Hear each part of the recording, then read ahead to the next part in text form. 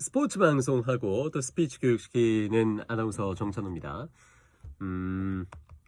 발음 편은 영상 보셨으면 금방 좀 이해가 되셨을 거고, 발음은 마음 먹고 교정하면 입모양이니까, 입모양만 정확하면 되니까 일주일 안에 완벽해질 수도 있습니다.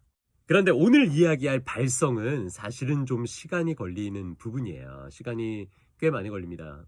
그런데 방법을 정확하게 알고 교정해 나가면 발성도 최단 시간 안에 획득할 수 있습니다. 그래서 발성 훈련하는 법, 그리고 발성을 어떤 메커니즘으로 할 수 있는 것인가에 대해서 제 나름대로 얻은 노하우를 한번 공유해 보도록 하겠습니다. 발성을 좋게 만드는 것에 대해서, 즉 목소리를 좋게 만드는 것에 대한 그런 바람들이 보통 있으세요. 그런데 제 생각은 좀 달라요. 목소리를 좋게 만드는 게 중요한 게 아니라 잘 들리게 만드는 게 스피치에서는 훨씬 중요합니다.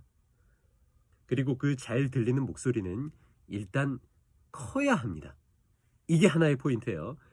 목소리는 잘 들려야 한다. 그 잘 들리는 목소리는 일단 볼륨이 커야 한다. 목소리 큰 사람이 이긴다라는 말이 괜히 있는 것이 아니다 라는 점입니다. 소리라는 것은 들리는 메커니즘은 진동과 공명에 있습니다. 오케스트라에서도 현악기가 진동 위주, 관악기가 공명 위주라고 생각해 보면 포인트는 공명이 소리에 좀 더 울림에 큰 역할을 한다라는 겁니다. 공명이. 마찬가지로 사람의 몸에도 비어있는 공간들이 있어서 울려서 소리를 내는 공명이라는 개념이 발성의 굉장히 핵심적인 그런 개념이 되는 겁니다. 예를 들어 입 앞에 빈 공간을 만들면 소리가 울려서 들리게 되고, 빈 공간이 없어지면 소리가 덜 울리고, 다시 빈 공간이 만들어지면 소리가 울려서 잘 들리는 그런 효과를 얻을 수 있죠. 뭐 때문에? 입 안에 빈 공간 때문에.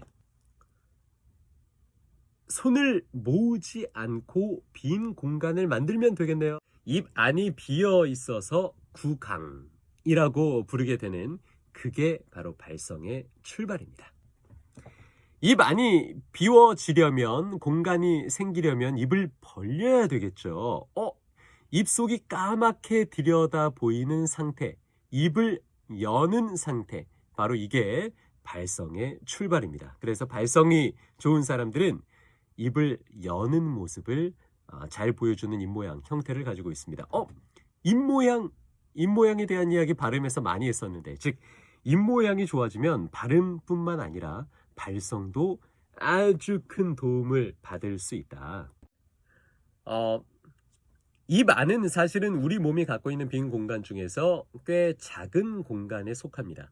좀 더 큰 공간은 얼굴에도 있고, 머리가 비어 있다는 게 아니라 얼굴이 사실은 비어 있어요. 특히 코 뒤쪽이 비어 있죠. 그래서 콧물이 많이 차 있으면 이렇게 막혀 있는 느낌으로 비읍이 나게 되는 것은 코가 막혀 있으면. 그래서 원래는 비어 있어서 소리가 울리게 된다. 목이 비어 있다. 목 구조만 해도 입보다는 빈 공간이 크죠. 가슴이 비어 있습니다. 그래서 흉강이라고 부르죠. 인후강, 비강 이런 용어들을 씁니다. 뭐 복강도 있긴 한데 배가 비어 있는 일은 흔치 않기 때문에. 네. 그래서 이 비강과 인후강과 흉강을 잇는 하나의 통로, 즉 목을 열 수 있다면 발성을 100% 활용할 수 있게 됩니다. 이게 메커니즘이에요. 이게 아나운서 아카데미에서 제가 교육시키는 포인트이기도 합니다. 발성을 좀 잘해야 되는, 예를 들면 스포츠캐스터, 예를 들면 뭐 남자 좀 아나운서 목소리 커야 되는 이런 분들이라면 요 발성을 해줘야 됩니다. 목을 열고 하는 발성. 일반인들에게까지 그렇게 요구하는 것은 조금 무리인 것 같고, 일반인들은 그냥 자기 음색에서 큰 목소리를 쓰면 됩니다. 큰 목소리. 근데 아나운서 준비하는 분들이나 혹은 프로로 발성을 해야 되는 분들은 좀 공명감을 갖출 필요는 있다. 그래서 오늘 이 영상은 공명감을 좀 갖춰야 되는 분들을 위해서라도 한번 좀 훈련하는 법까지 제가 노하우를 공유해 보도록 하겠습니다. 목을 열어서 소리를 내야 됩니다. 공간을 활용해야 되니까. 목을 여는 건 아 발성으로 열게 됩니다. 아 소리를 강하게 발사하는 것이 포인트입니다. 강하게 발사하는 것이 포인트다. 이 연습을 시키면 많은 분들은 소리를 아소리라고 생각하고 됩니다. 제가 해볼게요. 아소리를 내보세요 하면 이건 아소리가 아니에요. 아 소리가 아니다. 는 어인 모양의 형태로 아소리를 내는 거예요. 소리가 뒤에 있고 사실은 앞으로 쏘는 그런 발성이 되지 않는 거죠. 그래서 아소리를 일단 먼저 정확하게 내는 것이 필요합니다. 아소리를 내려면 아소리, 아 발음을 내려면 뭐가 필요하겠어요? 아 입 모양이 필요하죠. 그래서 입을 아, 자라, 자 형태로 만들고 소리를 내야 됩니다. 그러지 않고 저 형태로 아가 아니라 아 형태로 그 애플 할 때 그 애 입 모양입니다. 애 입 모양. 자라, 자, 아 입 모양. 소리를 강하게 내는 것이 일단 출발점이다. 제가 아까 발성 어렵다고 했잖아요. 좀 오래 걸리고 힘들어요. 발음보다. 자, 아 소리를 정확하게 뽑아냈으면 그 아 발성을 그러니까 듣기 좋을 필요 없어요. 다시 말하지만 강하면 됩니다. 길게 낼 필요도 없어요. 강하게 낼 수 있으면 됩니다. 목소리를 키우는 훈련이에요.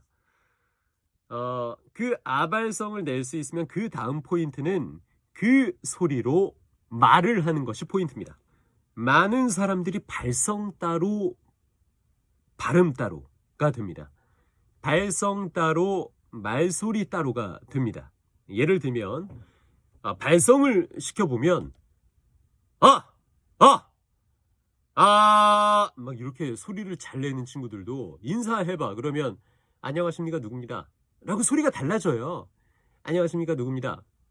안녕하십니까 누굽니다. 안녕하세요. 발성해봐. 그래서 요 목소리와 말소리의 차이를 크게 가져가는 친구들이 가르쳐보면 꽤 있거든요.